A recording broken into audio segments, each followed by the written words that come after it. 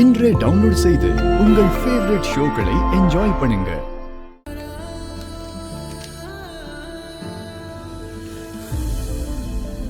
இன்னும் ஒரு பக்கம் திருப்பினா போதும். ராஜா லெட்டர் படிச்சு என் மனசு புரிஞ்சு பாரு.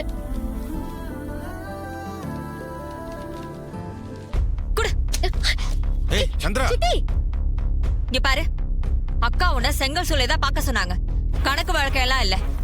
கணக்கு வழக்க பாக்குற அதிகாரம் என் அக்காவுக்கு மட்டும்தான் இருக்கு.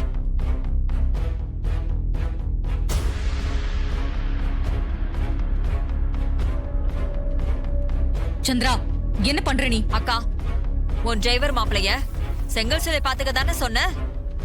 கணக்கு வழக்கெல்லாம் நீ தானே பாப்ப. இப்ப எதுக்கு அவன் பாக்கணும்? அதனாலதான் நான் வாங்கிட்டு வந்தேன். நீயே பாருக்கா, அதான் எப்பவும் சரியா இருக்கும். இல்ல, மாப்பிளைய பாக்கட்டும், சரியா இருக்கும். இல்லக்கா, நீ தான் பாக்கணும். அத்த, நீங்களே பாருங்க, எனக்கு ஒரு பிரச்சனையும் இல்ல. அக்கா, அதான் உன் டிரைவர் மாப்பிள்ளை சொல்லிட்டாருல, பாரு. அஷிஷோ, அம்மா பார்த்தா அசிங்கமாயிடுமே. இந்த சித்தி சும்மா இல்லாம அம்மா கிட்ட வாங்கி கொடுத்துட்டாங்களே, இப்ப என்ன பண்ணுவேன்? மா, அவங்க சொன்ன சொல்லட்டுமா? நீங்க பேசாம அத இவர்கிட்டயே கொடுத்து பாக்க சொல்லுங்க. ஏன் இப்ப கணக்கு வழக்கெல்லாம் அக்கா பார்த்தா என்ன? இப்ப இல்ல, அம்மாவுக்கு நிறைய வேலை இருக்கு. இதுவும் முக்கியமான வேலைதான் ரேவதி. லவ் லெட்டரா படிக்கிறாங்க, கணக்கு வழக்கு தானே பாக்குறாங்க. அம்மாவுக்கு ரெஸ்ட் கிடைக்கிறதே அபூர்வம். இதுல இந்த வேலையெல்லாம் பாக்கணுமா? கொடுங்கம்மா, கொடுங்க. நான் தான் சொல்லிட்டே இருக்கேன்ல, எதுக்கு சொல்றேன்னு புரியலையா? எதுக்கு சொல்ற? இப்ப எதுக்கு லெட்ஜரை போடுங்கன? ராஜா கிட்ட பொறுப்பெல்லாம் கொடுத்துட்டு இப்போ கணக்கு வழக்கு நீங்க பார்த்தா என்ன அர்த்தம்? அப்ப அவரை நம்பலன்னு தானே அர்த்தம்?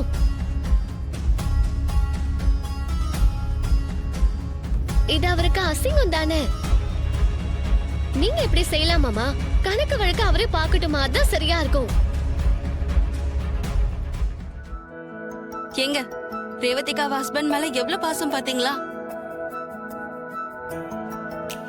அத்த, ரேவதி சொல்றது கரெக்ட் தான். ஏன் சகலதான் கணக்கு வழக்கெல்லாம் பார்க்கணும். ராஜா, நீ பாரு.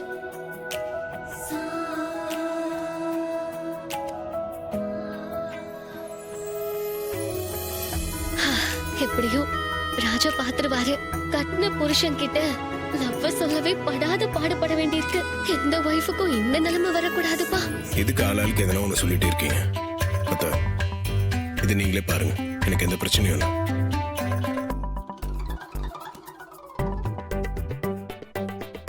என்ன கார்த்தி திரும்ப அம்மா கிட்டே கொடுத்துட்டாரே.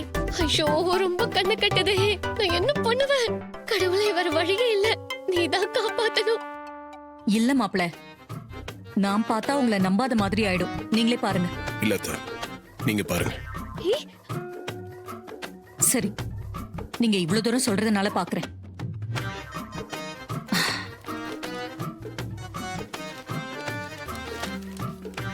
கடவுளே, காப்பாத்து, என்ன காப்பாத்து.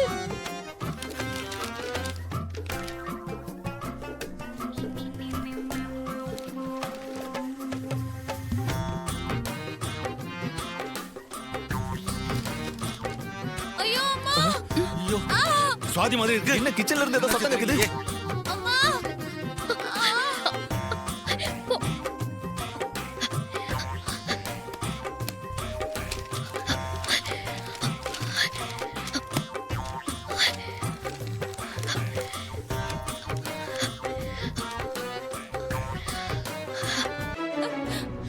ஏய், என்னாச்சு? ஐயோ, என்னடி என்ன இப்படி விழுந்த? எந்திரி, பொறுமையா பாத்து பாத்து எழுந்துரு. ரொம்ப என்னாச்சு? அடிபட்டுச்சா? எழுந்துரு. என்னாச்சு சுவாதி? ஃப்ரிட்ஜ்ல ஜூஸ் எடுக்க வந்தம்மா, கீழே தண்ணி கொட்டி இருக்கு. அது பார்க்காம நான் காலை வச்சுட்டேன். அதான் வழுக்கி விழுந்துட்டேன். வேற ஒண்ணும் இல்லம்மா. அடிக்கடி ஏதாவது பட்டுடுச்சா? இல்லம்மா, அடியெல்லாம் படலம்மா.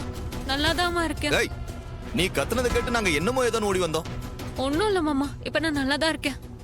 அக்கா, இவதான் ஒண்ணு இல்லன்னு சொல்லிட்டால, கணக்கு வழக்க பாக்கலாமா? பாத்துக்கடி. என்ன மாப்ள? அக்கா சொன்ன மாதிரி மாப்பிள்ளை வீட்டுக்காரங்களுக்கு விருந்து ஏற்பாடெல்லாம் தடபடலாம் செஞ்சிருக்கீங்கல்ல? முக்கியமா நான்வெஜ் ஐட்டம்லாம் இருக்குல்ல? சின்னத்த மட்டன், சிக்கன், ஃபிஷ், காடை, கௌதாரி, அவிச்ச முட்டை, பொரிச்ச முட்டைன்னு எல்லாமே ரெடி. டேஸ்ட் எல்லாம் வேற லெவல்ல இருக்க போகுது. மாப்பிள்ளை வீட்டுக்காரங்க சாப்பிட்டு சும்மா அசந்து போய் நிக்க போறாங்க. நீங்களே பாருங்க.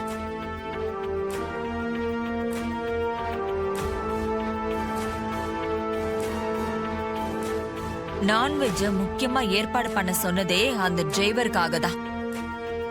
பொதுவா வீட்ல யாராவது இறந்து போனா 18 நாளைக்கு நான்வெஜ் சாப்பிடக்கூடாதுன்னு சொல்லுவாங்க.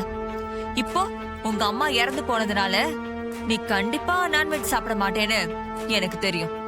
ஆனா நீ நான்வெஜ் சாப்பிடுற சூழ்நிலைய நான் உருவாக்க போறேன். அப்பவும் நீ சாப்பிடலன்னா அக்கா கிட்ட டவுட்ட கிளப்பி சந்தேகம் வர மாதிரி செய்வேன். இல்ல நீ சாப்பிட்டா உன் விரதத்தை முடிச்சு வச்ச சந்தோஷமாவது கிடைக்கட்டும். இன்னும் கொஞ்ச நேரத்துல மாப்பிள்ளை வீட்டுக்காரங்க வந்து நிச்சயத்துக்கு நாள் குறிக்க போறாங்க. ஏற்கனவே கல்யாணம் ஆன எனக்கு நிச்சயதார்த்தமா? நினைச்சு பார்க்கவே ஒரு மாதிரி இருக்குக்கா. நீ கவலைப்படாத, எல்லாத்தையும் ராஜா பார்த்து பாரு. இப்போ என்ன, நிச்சயத்துக்கு தானே நாள் குறிக்க வராங்க, நடக்கட்டும். இந்த நிச்சயதார்த்தம் கல்யாணம் வரைக்கும் போக போறது இல்ல. அதுக்குள்ள ராஜா அம்மாவை எப்படியாவது கன்வின்ஸ் பண்ணி உன் கல்யாணத்தை ஏத்துக்க வச்சிருவாரு. நீ தைரியமா இரு. அக்கா, நீ என்னதான் சொன்னாலும் எனக்கு அடி மனசுல கொஞ்சம் பயமாவே இருக்குக்கா. நவீன் கட்டின தாலிய கழுத்துல சுமந்துட்டு வேற ஒருத்தனோட நிச்சயம்னா எப்படிக்கா நான் போய் நிக்கிறது? மாலையெல்லாம் மாத்த சொல்லுவாங்க, அதெல்லாம் எப்படிக்கா நான் செய்யறது? நினைச்சு பார்க்கவே மனசு கூசுதுக்கா, தாங்க முடியலக்கா. ஏய் விடு துர்கா, இது எல்லாத்துக்குமே சீக்கிரம் ஒரு நல்ல முடிவு வரும். நீ கொஞ்சம் பொறுமையா இரு.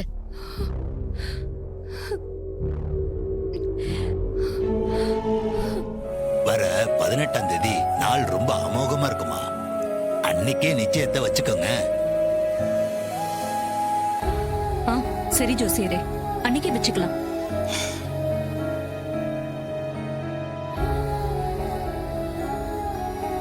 உங்களுக்கும் சம்மதம் தானே?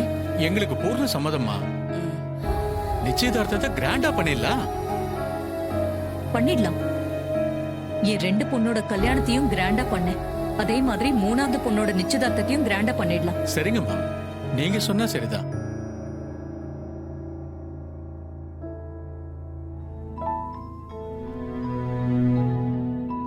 நிச்சயதார்த்தத்துக்கு நல்லபடியா நாள் குறிச்சாச்சு. இனிமே விருந்து சாப்பிட வேண்டியதான். உங்களுக்காக விருந்து ஏற்பாடு பண்ணிருக்கோம். வாங்க எல்லாரும் சாப்பிடுவோம். ஆ, வாங்க சாப்பிடலாம். வாங்க ஆ, வாங்க. வாமா போலாம்.